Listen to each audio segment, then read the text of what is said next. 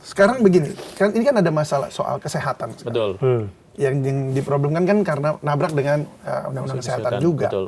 Nah, bagaimana? Apakah undang-undang kesehatan ini mungkin dari pihak event ini menerjemahkannya undang-undang kesehatan ini loh, kaitannya dengan saya harus dapat sponsornya dari rokok ini karena dia lebih besar gitu. Iya betul. Salah satunya begini, kalau dari penerjemahan undang-undang kesehatan yang hari ini sudah berlaku, sebetulnya kami pun dari para pelaku event saat ini ditetapkan tetap mendukung apa yang menjadi programnya pemerintah.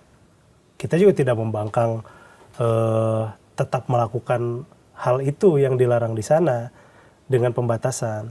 Tapi pada prinsipnya adalah coba kalau undang-undang tersebut disosialisasikan bertahap di event-event yang kita ada, kan akan lebih masif. Karena masanya banyak. Misalnya bagaimana tuh maksudnya? Pelan-pelan campaign untuk merubah gaya hidup.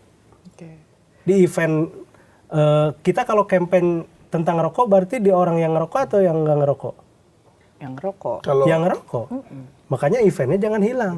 Tetap ada, tapi dengan kanalisasi yang cukup ketat, di situ sambil disosialisasikan pelan-pelan. Dan ada reward bagi mereka yang keluar dari zona tersebut. Maksudnya ajak kerjasama dengan ini supaya bisa Betul. berkolaborasi dan justru memberikan edukasi. Ya, coba kalau dibikin begitu akan kalau ada reward orang yang tadinya ngerokok, riwayat ngerokok, datanya ada di kita, ketika ikut event lagi ternyata sudah hilang, bisa berbondong-bondong. Karena sisi kesehatan mereka juga sadar kok itu kurang baik, tapi mereka susah untuk berhenti kalau tidak ada teman. Karena temannya kan lingkungannya pada ngerokok. Kalau saya mungkin masih bisa bertahan karena imannya kuat. Bapak saya ngerokok, nenek saya ngerokok, ibu saya ngerokok, saya enggak. Kakak saya semua ngerokok, saya enggak.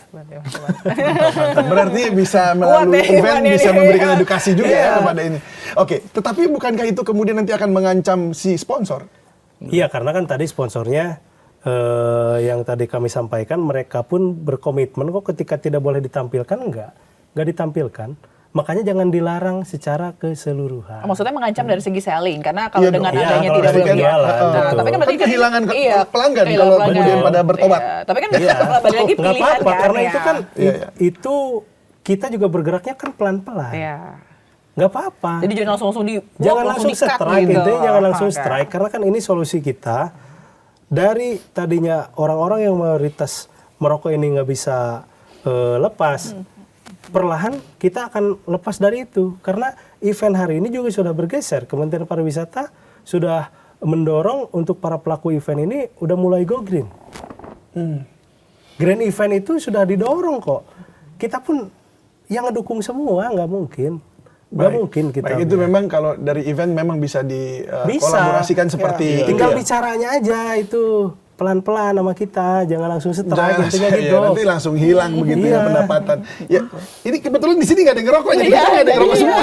Jadi kalau dari sisi perokok itu tentu akan sulit ya kalau akan untuk meninggalkan rokok ya. Betul. Udah pastilah kalau apalagi keluarga ngelihat orang tua ya kan, itu akan sulit. Dan buat anak-anak sekolah itu kalau dia melihat iklan, melihat temannya ngerokok.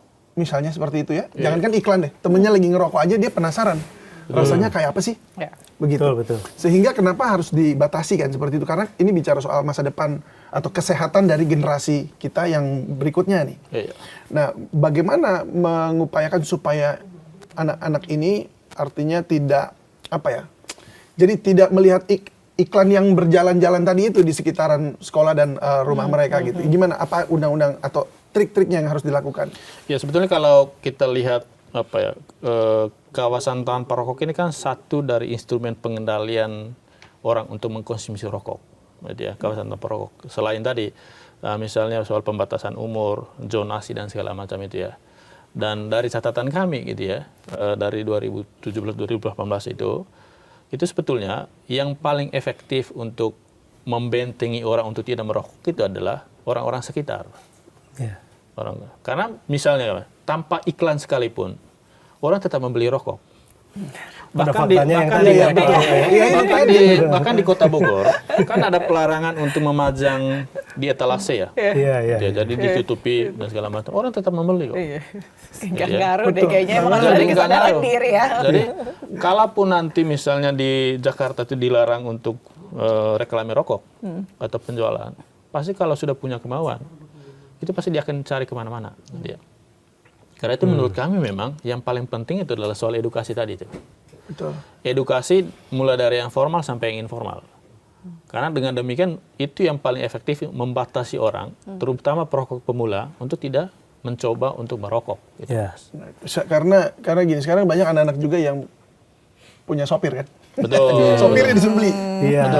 Beli. Kalau enggak, Ah, ya itu tadi. laporin, Iya. betul. Repot Benar, juga. benar. Jadi ini kita bikin terang aja. Jadi apa yang tersembunyi ini kita Benar, buka gitu. betul, Supaya betul. jelas gitu. Atau dinyuruh orang ya kan. Iya, Karena betul. di luar negeri pun sebenarnya ada nggak sih larangan kan kalau Betul. beli rokok tuh kita harus nunjukin ID kan, KTP kan. Betul. Iya. Itu bisa Ada berjalan alkohol ya. juga, ada juga. Iya. Kalau urusan tadi yang ngakal-ngakalin kan sudah terjadi juga di kita pembelian gas LPG. Itu kan wajib, Mas. Pakai KTP. Hari ini pakai KTP nggak kita beli ke warung? Nah itu dia kepatuhan kita rendah sekali. Itu tadi yang penting cuan. Iya, yang penting cuan ada duit. Benar tadi kata Bang Ron harus ada reward ya. Berarti Iya, ini iya. berarti nanti tonggaknya harus ada di Pemda, di Pemprov karena Iya. bagaimana dia mengawasi gitu ya. Betul. Benar-benar melihat bahwa peraturan ini berjalan. Berarti kalau menurut Bang Arman dari Ranperda KTR ini apa yang sebenarnya harus diatur sebenarnya dalam ini? Kita ngomongin karena ini dari sisi kesehatan dan juga ekonomi ya supaya Betul. balance. Menurut Bang Arman apa yang benar harus di Kalau dari sisi kami di edukasinya, karena tadi ada satu titik positif di dalam baik di PP 28 gitu, maupun di Undang-Undang Kesehatan soal pembatasan umur di 21 tahun tadi itu ya. Dan itu mesti diikuti dengan pembenahan sistem tadi Mas David bilang gitu ya. Hanya memang benar kata Mas David, aturan itu kan seketat apapun, gitu ya, orang pasti mencari celah, gitu ya. Termasuk anak-anak yang ingin merokok, gitu, dia beli lewat copirnya, lewat ART-nya, dan segala macam itu ya.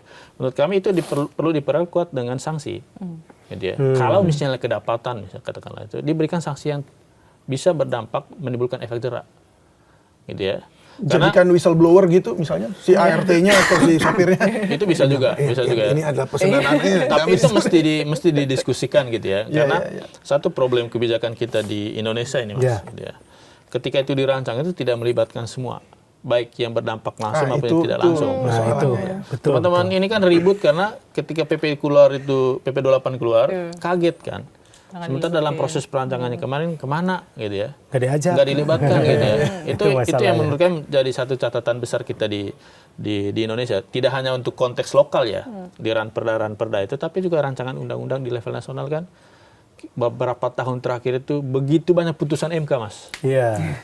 Yang menganulir beberapa undang-undang kan. Yang itu memang ada problem di sisi proses perancangan yang tidak melibatkan secara bermakna nih teman-teman stakeholders dalam proses perancangannya. Itu. Betul. Jadi ketika nggak dilibatkan memang akhirnya tidak bisa melihat the whole picture Yes. begitu Betul, ya. betul. Dan akhirnya kebijakannya juga ngaco. Nah tapi kemarin saya sempat ngobrol-ngobrol juga dengan Pak Abraham Samad ya, ini dari mantan Komisioner KPK. ketua KPK Ya, bahkan ketua. ya. Dia bilang code of conduct daripada KPK itu sendiri sangat ketat sampai dia seperti ada Awasin. tembok yang nggak bisa dia buat curang gitu, nggak bisa buat dia mau melenceng sedikit begitu atau menggunakan kekuasaannya untuk melakukan sesuatu yang melenceng gitu. Nah itu saking ketatnya sampai dia sendiri nggak bisa. Nah mungkin ini bisa nggak sih diterapkan dalam Raperda KTR seperti ini? Kalau menurut Mas Arman kira-kira? Iya. Dengan code of conduct itu jadi kepada semua jajaran, baik itu Pemdanya sampai kepada para pedagang, para pengusaha, para ini. Artinya sebetulnya yang mesti diperkuat adalah instrumen sanksinya Mas. Sanksi yang dan perlu reward diperkuat. juga. Dan reward tentunya gitu ya. Kalau misalnya sanksi itu betul-betul menyentuh kondisi eksistensial dia, misalnya sanksinya itu bisa mengurangi pendapatannya dia atau menimbulkan beban yang cukup besar bagi si para pelaku, itu menurut kami bisa menimbulkan efek jerak gitu ya. Misalnya untuk anak-anak kecil gitu ya, ketika misalnya anak-anak di bawah umur 21 tahun gitu ya, ketika dia kedapatan merokok, itu yang dapat sanksinya itu bukan hanya misalnya ini, bukan hanya si anaknya, tapi orang tuanya. Ya, ya itu Jadi, mungkin bisa pendekatannya iya, seperti itu. Yes. Jadi kalau kita misalnya hanya fokus pada isu soal pelarangan radius, baik itu rokok maupun aktivitas periklanan, menurut kami sangat tidak efektif. Gitu ya. Lebih bagus kita membuat benteng-benteng tadi yang menurut kami efektifnya adalah dengan penegakan sanksi itu. Dan sanksi yang bisa menimbulkan efek jerak. Tidak hanya untuk si para pelaku, tapi juga yang menjadi lingkungannya. Misalnya kalau kita menyasar anak-anak di bawah 21 tahun, ya orang tuanya. Atau bahkan mungkin ke lingkungan sekolahnya gitu ya. Baik, akan seperti apa itu pelaksanaannya tuh nanti? Saya juga Iya, masih karena yang udah jelas-jelas ada aja nggak Iya. dipatuhi. Iya. Apalagi yang gitu. Balik lagi tadi pada personil penegaknya akan cukup apa tidak? Dengan banyaknya masyarakat di DKI ini kan bukan hanya warga DKI. Artinya lebih banyak lagi dari yang kita bayangkan. Proses penegakannya akan sulit. Kalau menurut saya akan sulit. Oke, sanksi diberlakukan dengan denda yang cukup besar misalnya. Sampai tadi pada keluarga saya setuju untuk itu. Tapi yang menegakkannya orangnya cukup tidak. Dengan personil yang ada hari ini. Balik lagi dengan ya, balik Dan lagi yang harus dengan ditegakkan SDM, bukan hanya perda rokok ini. Iya. Perda yang lain juga sama. Iya. Kalau itu. Akhirnya jadi perdanya tidak ada, tapi tidak berwibawa. Gitu. Atau mungkin Ujungnya akan sanksinya mungkin juga sebenarnya gini, kalau boleh dibilang sanksi memang penting ya. Tetapi mungkin bisa berlapis nggak sanksinya? Misalnya bahwa sanksi itu misalnya ya, ketika ada orang yang ketahuan merokok, anak pelajar begitu, dianya kena, orang tuanya kan kena nih. Nah, iya. Nah, tapi yang melaporkan atau yang melakukan untuk mengambil sanksi, ketika diambil sanksi pun dendanya itu dia juga dapat Reward. dari si ada pemerintah. itu ya? Jadi ada yang melapor, yang motor. Jadi masuk di dalam instrumen untuk tunjangan kinerja daerah. kira-kira DKD, begitu. gitu ya. Bisa nggak itu? Bisa. Bisa. Sangat Dan itu bisa. nanti bisa diatur di dalam peraturan kepala daerah sebetulnya, gitu ya. Karena yang ya betul, saya kira ini masukan yang sangat bagus ya. Insentif itu bukan hanya kepada publik, kepada masyarakat, tapi juga kepada aparatur pemerintah. Ya. Ya. Gitu ya. Jangan sampai memang, nah ini satu topik penting juga. Kita itu seringkali bicara integritas itu kepada individual ya. Tapi yang perlu kita jaga itu adalah integritas institusi, Mas. Betul. Dalam hal ini adalah para perangkat yang ada dalam birokrasi itu juga mesti menunjukkan integritas itu. Jadi kalau misalnya mereka tidak menjalankan itu, dikenakan disinsentif dong. Jadi yang paling pas itu ialah dengan pemotongan TKD misalnya. Tunjangan kinerja daerah. Ini sebenarnya oke. Jadi ini bisa ya buat diterapkan juga. Nah, kita sih kita berharap ya ini jadi imbang kan. Jadi semuanya dapat diuntungkan juga. Benar-benar. Dan masyarakat juga tetap sehat gitu. Tapi dari sisi ekonominya UMKM juga tidak rugi dan tidak kehilangan mata pencarian mereka gitu. Apalagi berdampak banget tadi dibilang Bang Evan sampai 1.800 loh pekerja per tahunnya, 200 M ya kerugiannya ya, 200 M iya. Kita berharap ini masih ada di Kemendagri, masih bisa berubah kan? Ya. Masih bisa berubah. Masih bisa berubah. Semoga usulan tadi kali balikin lagi ke Yang penting langsung posting aja besok. Iya. Biar pada didengar gitu ya. Nah, ya kita juga mau umumin juga bahwa kita ternyata sudah 10 juta subscriber. Wah, Thank terima you kasih loh. Terima kasih buat semuanya yang udah menonton, YouTubers. yang udah setia ya nonton Bikin Terang dan juga medsos kita yang lain. Oke, terima kasih banyak Bang Arman Suparman, Komite Pemantauan Pelaksanaan Otonomi Daerah, dan juga Bang Evan Saiful Rohman, Sekjen DPP Event lah. sama-sama. Bersama kita bikin soal ini jadi terang. Bikin terang. Dan semoga terselesaikan ya di Raperda ini. Baik, terima kasih sekali. Sama-sama. Salam sehat selalu. Ya. Dan semuanya. Sampai jumpa di episode selanjutnya. Bye-bye. Thank you.